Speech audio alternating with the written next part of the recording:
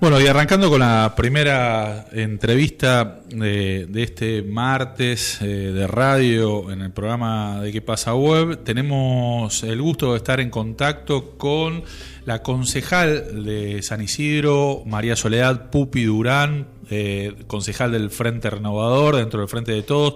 Pupi, ¿cómo estás? Acá Ariel Gómez y Mariano Fernández de ¿Qué pasa web?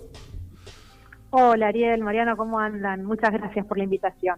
No, Pupi, no hay de qué. Gracias por estar disponible siempre. Pupi, te vamos a invitar a hacer un recorrido, pasar un poquito por los temas, por un poquito de la agenda nacional y meternos en San Isidro, que hubo novedades en febrero en el mundo político. Primero te voy a pedir alguna consideración sobre, lo decíamos en la introducción del programa, el proyecto, ¿no?, que ingresó en la Cámara de Diputados para la suba del piso no imponible de impuestos de las ganancias para los trabajadores en relación de dependencia, algo con el cual el presidente de la Cámara de Diputados, Sergio Massa, puso primera, ¿no?, en el año político y con un tema que no es menor, ¿no?, que ha dividido a espacios que hoy forman parte del Frente. Decime alguna consideración de este proyecto y de este inicio de un año político, que no es año particular, sino nos toca un año electoral, ¿no? Sí, mira, antes que nada para nosotros es una enorme alegría, porque este es un proyecto, digamos, muy Frente Renovador. Y muestra además la coherencia de Sergio Massa de estar insistiendo con un tema y que no quede, digamos, como en su momento que lo hacía porque era opositor, ¿no? Claro. Sino que siendo opositor o siendo oficialismo, digamos, esta es una medida en la que nosotros como Frente Renovador creemos y queremos lograr, ¿no? En este caso, bueno, de la mano de un equipo económico del gobierno que están acompañando y que están evaluando, digamos, estimando los detalles para poder avanzar con el tema, ¿no? Esa sería la diferencia, que en este caso ya no forma parte de una propuesta que coexiste con una promesa de campaña, como pasó con el macrismo, digamos, que Claro. también se habían montado sobre esto, pero bueno, sabemos que durante los 4 años de gobierno nunca lo implementaron, sino que por el contrario, nosotros lo dijimos antes, durante y después, ¿no? Absolutamente. Y bueno, seguimos insistiendo con eso, tratando ahora de hacerlo realidad, porque como vos acabas de decir, realmente es un alivio enorme para el bolsillo de más de 1 millón, casi 1.500.000 personas, entre trabajadores y jubilados. Es un alivio, además también es una manera de impulsar la economía, ¿no? Porque por un lado es un alivio para ellos, pero a su vez esto sabemos que impacta de manera directa en el consumo, en el comercio, en las pymes, así que, bueno, la verdad es que estamos muy contentos de mostrar coherencia, de seguir trabajando para beneficiar a nuestros vecinos y bueno, y en este caso con un gobierno nacional y provincial que se hace eco de una propuesta renovadora, ¿no? Bien decías esto y lo dijiste al principio y lo acentuaste recién cerrando, ¿no? Una propuesta renovadora del Frente Renovador.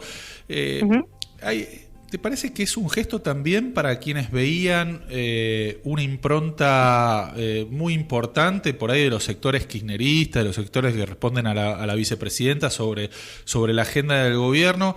Claramente este es un proyecto, que nadie puede tildar de kirchnerista, sino todo lo contrario, ¿no? Es un proyecto con el que ustedes, siendo oposición a un gobierno kirchnerista, en el 2013 creo que fue la primera vez que presentaron este proyecto y confrontaron, digamos, ¿no? ¿Te parece que también muestra algún equilibrio en esa agenda? Esto, que algunos con determinados hechos, por ahí la agenda judicial, el impuesto a la riqueza, veían como un avance, ¿no?, de los sectores kirchneristas sobre las decisiones finales del Ejecutivo. A mí me parece que formamos parte de una alianza de gobierno y que cada uno de los espacios que la conforman sería lo ideal, ¿no?, que fueran fieles, como lo están siendo, de hecho, a su ideario, ¿no?, a lo que representa o a los motivos por los cuales creen que de determinada manera se puede mejorar y transformar la calidad de vida de la gente, ¿no? Y bueno, en ese marco nosotros entendemos que esta es una medida primordial, ¿no? Y especialmente en este contexto, donde la pandemia frenó la economía a nivel mundial, con lo cual todas las medidas que impacten en el bolsillo de los vecinos, que tiendan a mejorar el consumo, la economía, bueno, por supuesto que van a ser siempre bienvenidas, y bueno, y nosotros en ese sentido vamos a impulsarlas como desde otros espacios. El Frente de Todos impulsarán otras, ¿no? Claro. Pero creo que eso es la riqueza de la alianza, ¿no? Y del Frente de Todos, justamente la diversidad. El resto creo que son operaciones, sinceramente. Esto de Alberto lo maneja Cristina. Por supuesto. Mirá, yo me acuerdo cuando Néstor era presidente y decían que en realidad la que gobernaba era Cristina, y después cuando se Cristina decían que no, que el que gobernaba era Néstor Kirchner. Sí. A ver, eso, pero me lo acuerdo patente. Sí, ¿no? sí. Digamos, A ver, te lo digo desde el Frente Renovador. Las tensiones dentro de una alianza que conforman diversos espacios son parte quizás del panorama o del libro político conocido, ¿no? Quizás al Frente de Todos se le suma una originalidad, que es que la referente con mayor caudal de votos no es la que está al frente del Ejecutivo, ¿no? Eso le suma un condimento, ¿no? A las tensiones que toda alianza puede tener, y las especulaciones que desde afuera intencionadas o no, o porque las tensiones existen y se resuelven dentro de la alianza, digamos, ¿no? El periodismo las cuenta, digamos, ¿no? Sí, por supuesto, pero yo insisto, me parece que como decía, la única verdad es la realidad, y la realidad es que la agenda también se impone a partir del trabajo y de las propuestas concretas, y eso también es una marca registrada del Frente Renovador en todos los niveles. Bien. Y en este caso es lo que me toca, digamos, a nivel local, ¿no? Bien, ahora ya no vamos a meter el nivel local que está jugoso, pero que no quería dejar pasar algo que dijiste que me pareció muy interesante. Nosotros propusimos esto cuando éramos oposición y lo seguimos sosteniendo ahora que estamos dentro de la alianza de gobierno. La verdad que también es moneda muy común, muy corriente, que desde los espacios opositores que no tienen responsabilidad de gobierno se exijan bajar impuestos, digamos, ¿no? Es gratis, digamos, ¿no? Pedir bajar impuestos cuando tirar piedras, ser tribunero. Bueno, la verdad es que nosotros, como te acabo de decir, en todos los niveles, y vos sos testigo de esta realidad a nivel local, digamos, como siempre hemos sido una oposición responsable, una oposición que controla, que cuestiona, pero que también propone, que no se queda en la crítica por la crítica misma, y de hecho, digamos, esto no es solo una cuestión discursiva. A ver, los últimos 2 presupuestos en San Isidro contaron con propuestas y con modificaciones a instancias de nuestro bloque, con lo cual digo, o sea, estoy hablando, digamos, con experiencia hasta personal, ¿no?, en la materia. Así que, en ese sentido, siempre, desde el primer momento que asumió Macri, yo recuerdo que Sergio fue el primer opositor que hablaba de esto, de la oposición constructiva, de colaborar, de no poner palos en la rueda. Es que realmente, a ver, hay que terminar con esa vieja que asume uno y da por tierra con todo, como si todo lo que hizo el anterior estuviera todo mal. La verdad es que no. A Sergio así lo hizo cuando fue intendente de Tigre, sobre la gestión que había hecho Ubieto, de la misma manera Andreotti en San Fernando, y bueno, nosotros pensamos de esa manera. O sea, hay cosas que están bien y las vamos a apoyar, no importa de dónde vengan, ¿no? Y hay que sostenerlas y valorarlas. Y bueno, y lo que nosotros creemos que podemos aportar, que podemos modificar, o que sería interesante para contribuir, para mejorarle la vida a nuestros vecinos, siempre vamos a estar del lado de la propuesta, siempre, en todos los niveles. Pupi, vamos a hablar de San Isidro. Bien anticipabas, hace unos días se votó el presupuesto en San Isidro, un presupuesto que generalmente se vota a fines de año. Esta vez por razones políticas y demás se extendió la discusión y fue una votación en un momento atípico en febrero. Vos en la contextualización que hacías hace un ratito recordabas de que ustedes en los últimos 2 presupuestos en San Isidro, como Frente de Todos, incipiente el año pasado, y en el 2019, como no sé si ya en el 2018 también han acompañado como Frente Renovador, me acompañaron y aún... No, En realidad no acompañamos, nosotros presentamos un despacho en minoría con propuestas de modificaciones concretas, digamos, bien, con reasignación. Llegaron a un acuerdo, claro, un acuerdo muy importante para el Ejecutivo municipal, en principio porque no cuenta con los votos propios, con lo cual es un Ejecutivo que necesita sentarse a negociar. Me acuerdo que allá en el 2018, sectores que hoy forman parte de tu frente criticaban al Frente Renovador porque le había aprobado el presupuesto a POSE y lo charlábamos en este mismo espacio y vos me contabas, me decías, la verdad es que primero hay una cuestión de oposición constructiva, después me nombrabas el tema de la gobernabilidad de esto y después la posibilidad de utilizar esta situación de debilidad para poner en agenda determinados proyectos o determinadas que su espacio tiene y que el oficialismo necesita negociar. Bien. Totalmente. Ahora, la crónica de la semana pasada cuenta de que el Frente de Todos acompañó, pero la concejal Pupi Durán del Frente Renovador votó en contra. Contanos un poco qué motivó este voto de rechazo al presupuesto de San Isidro y sobre todo, que implicó diferenciarte del resto de tu bloque, ¿no? De vuelta a volver a hablar de esta diversidad que tiene el Frente de Todos. Bueno, justamente lo que acabas de contar, digamos, el resultado, mejor dicho, de lo que acabas de contar. Nosotros, como te decía antes, del Frente Renovador, siempre fuimos propositivos en ese marco y viendo la circunstancia de que el oficialismo ya no podía imponer el presupuesto que quisieran o el aumento de tasas que quisieran, tenían que sentarse a buscar un proyecto, digamos, de consenso, y en ese sentido dijimos, bueno, aprovechemos justamente, a ver si tenemos la posibilidad de presentar modificaciones, de trabajar la agenda por la cual nosotros venimos luchando durante tantos años, bueno, qué mejor oportunidad que hacer, digamos, llegar a un presupuesto por primera vez en la historia de San Isidro, en donde podamos ponernos de acuerdo, no sé, en algunos puntos básicos, el presupuesto en definitiva es el plan de gobierno, ¿no? O sea, es lo que muestra que es importante, a cuántos recursos se le asigna a cada área, según lo que en este caso el intendente, lo que cada ejecutivo considera que es relevante o no para él. Bueno, para nosotros como Frente Renovador, claramente las cuestiones de género siempre han sido y siguen siendo fundamentales, ¿no? O sea, vos sabés que Marcela Durrié, Malena Galmarini, acá en el plano local, desde 2014, que venimos luchando por el problema de lucha contra la violencia de género, por la creación de refugios, para que se abran jardines maternales, por las tareas de cuidado y demás. Bueno, claramente para el oficialismo eso no es una prioridad y nunca lo fue, ¿no? Y eso se refleja no porque pinten un banco verde y rojo más o un banco rojo menos. Eso se verifica por la asignación de recursos en el presupuesto. El intendente, acabamos de ver la rendición de cuentas, en el 2019 gastó 150 pesos anuales en todo el año por cada mujer en San Isidro. O sea, el equivalente a una manteca, a un kilo de tomate. Entonces, claramente para ellos no es importante. Bueno, para nosotros sí. Y vemos además, lo vemos en la realidad, ¿no? O sea, yo recibo llamados y atiendo, pero mujeres permanentemente, de manera semanal, que no saben a dónde acudir, que viven con parejas violentas, que no tienen un refugio o que su papá es violento, digamos. Tenemos situaciones de estas, pero de manera permanente.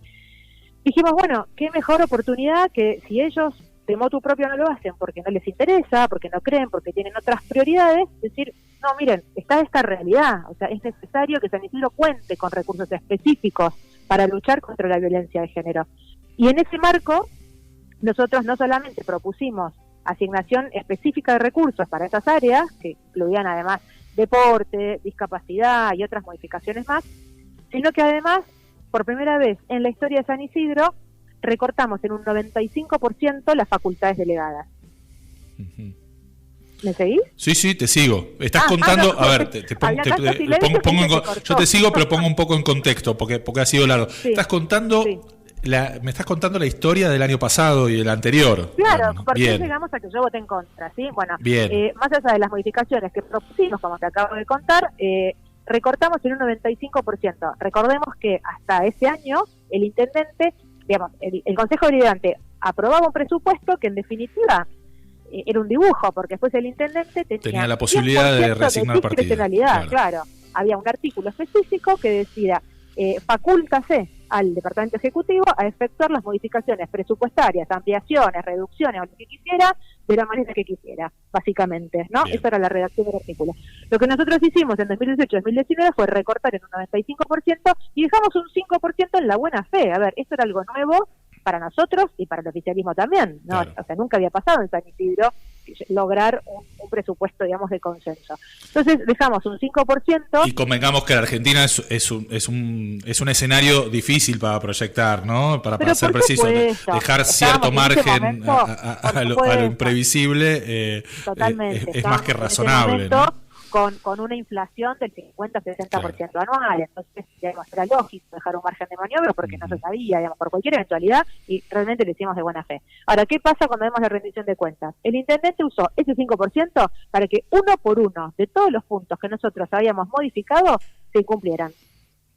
Vos decís que ese 5% fue aplicado casi en su totalidad a las incorporaciones que ustedes acordaron en el 2019. Claro, o sea, una manera de decir, yo necesité el voto de ustedes, prometí que iba a hacer esto, esto y esto, pero como tengo la llave para no hacerlo, esto no lo hago. Con lo cual, nunca creyó en un presupuesto de consenso. Lo único que les importó es contar con la mano para poder sacar adelante el presupuesto y listo. Bien. La verdad es esa. De la misma manera con el aumento de tasas. Habíamos dejado una cláusula gatillo en su momento y la utilizó para montarse sobre la inflación proyectada, digamos, la inflación autorizada, mejor dicho, y sobre eso siguió aumentando, cuando en realidad el tope era la inflación. Él sumó lo autorizado más la inflación y terminó aumentando más que la inflación. Entonces dijimos, no, de esa manera no. ¿Y eso era una interpretación posible dentro del proyecto? ¿Eso no es sujeto a un rechazo después del Tribunal de Cuentas?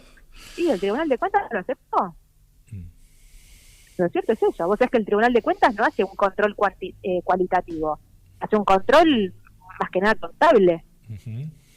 No, es que no se verifica efectivamente, no sé, un ejemplo, se gastó una partida de X cantidad en vacunas y nadie verifica si efectivamente esas vacunas fueron aplicadas o no, digamos, o sea, se controla que esté la factura, básicamente, uh-huh. Digamos, es un control cuantitativo.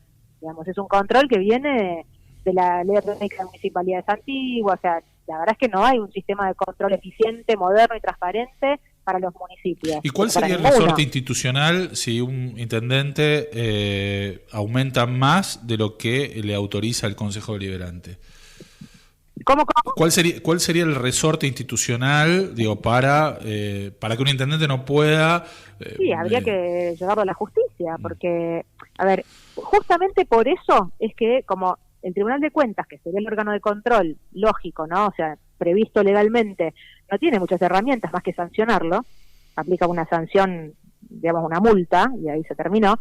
Entonces, con más razón hay que valorizar y poner, digamos, que cumpla el rol que le corresponde al Consejo Deliberante. Y por eso este año, a raíz de esta experiencia, de estos últimos 2 años, que en el primer año, digamos, ni siquiera pudimos ver la rendición de cuentas porque ni se trató.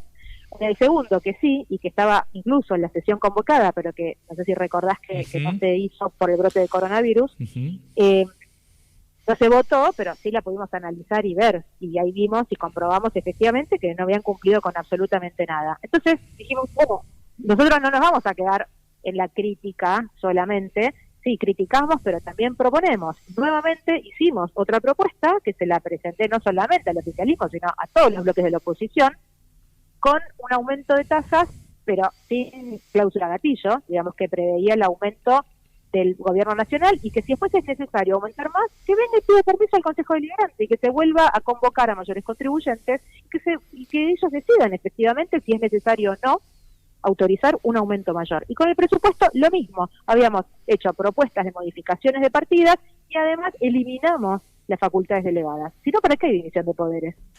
Entonces, vienen al Consejo Deliberante para que les autoricemos un presupuesto. Bueno, autorizamos no este exacto, sino autorizamos este con estas modificaciones. Durante la marcha del año, necesitas cambiarlo, ampliarlo, hubo algo que haya que cambiar, volvé al Consejo Deliberante. Bien, podemos decir entonces... tenemos otra herramienta de control. Podemos titular entonces la nota de que el Frente Renovador no acompañó porque el oficialismo no cumplió los acuerdos de años anteriores. sí, más que el acuerdo, no cumplió con el presupuesto. No cumplió con el presupuesto. Con el presupuesto votado, no es el acuerdo, o sea, el acuerdo no es última, es una cuestión política, Sí. porque ni siquiera había un acuerdo de una alianza, no, digamos, habíamos consensuado un proyecto, y bueno, que es el presupuesto que se votó. No cumplieron con el presupuesto votado. Bien. Con el margen del 5%. A ver, no fue ilegal, porque si no habíamos hecho una denuncia, pero, Claro. digamos, dentro del margen que tenían, en vez de utilizarlo para una eventualidad... Pero el 100% el 100% de un margen, usarlo dentro del ítem, se entiende que uno no está, por lo menos no está cumpliendo, ahí sí, digo, no es ilegal, pero políticamente, digo, si fue parte de un acuerdo político, se entiende claramente el malestar. Si llegas a un proyecto consensuado, después no podés hacer de cuenta que ese consenso no existió y estar ejecutando tu proyecto original, como si las modificaciones no existieron. Clarísimo. Porque ese proyecto está vigente gracias a esas modificaciones. Pupi, te hago la última y dos preguntas en una, ¿no? Porque esto, Sí. aparte de las diferencias con el oficialismo, también marcó diferencias dentro del frente, porque el resto de tus compañeros de Interbloque acompañaron, Sí. el resto de los concejales del Frente de Todos acompañaron. Sí. Dentro de esas diferencias, recordando que uno de los pocos lugares donde hubo paso en el 2019 fue en San Isidro. Estamos en año electoral. ¿Qué crees que va a pasar? ¿Qué posición tenés con respecto a las PASO y con respecto a la asignación de lugares en la lista dentro del Frente de Todos en San Isidro? Mira, con respecto a las PASO, a ver, como mecanismo democrático, me parece que, digamos, estoy a favor, por supuesto, ¿no? O sea, siempre... Y vos perdiste la interna, entraste como primera de la minoría, digamos, ¿no? Sí, pero bueno, es así, digamos, se gana y se pierde, ¿no? Sí. Pero, digamos, una cosa es institucionalmente o como herramienta, digamos, electoral y legal, bueno, puede mejorarse, pero uno puede estar más a favor, más en contra, pero digamos, es la realidad con la cual contamos y desde ese lugar yo estoy a favor. Ahora, una cosa es en momentos, digamos, años electorales normales como veníamos teniendo y otra cosa es en este contexto de pandemia.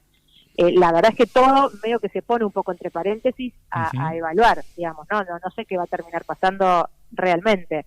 Entiendo que nosotros, como Frente de Todos, hablo, ¿no? Recibimos un Estado bueno, de público conocimiento, ¿no? Con una deuda externa tremenda, azotado, digamos, como el resto del mundo por esta pandemia que frenó la economía. O sea, estamos en un momento bastante delicado. Con lo cual, yo entiendo que, bueno, que el gobierno evaluará qué es lo más conveniente, ¿no? Y cuáles son las prioridades en relación a la salud, ¿no? Y a la necesidad de las vacunas y demás.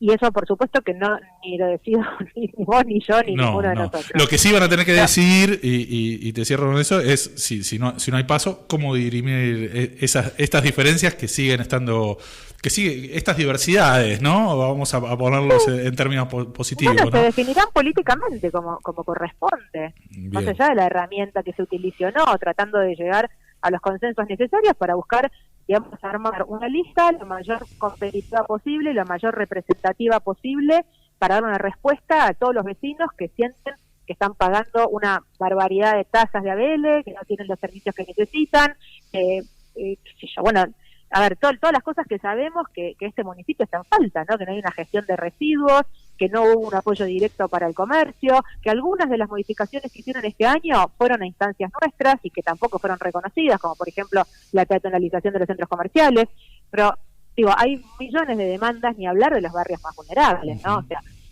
acá sabemos que tenemos deudas históricas y pendientes desde hace mucho tiempo. Bueno, nosotros vendremos como parte de esta alianza a nivel nacional, también a nivel local, a seguir dando respuesta a todos estos vecinos que no se sienten representados por este gobierno local.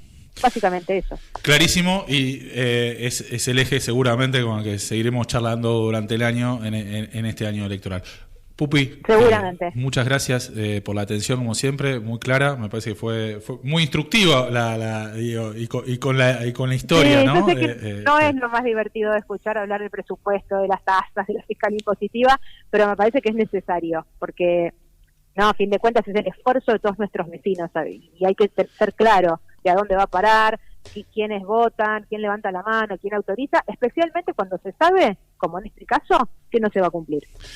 Pupi Durán, concejal del Frente Renovador, dentro del Frente de Todo en San Isidro, muchas gracias por este rato de charla con ¿Qué pasa web?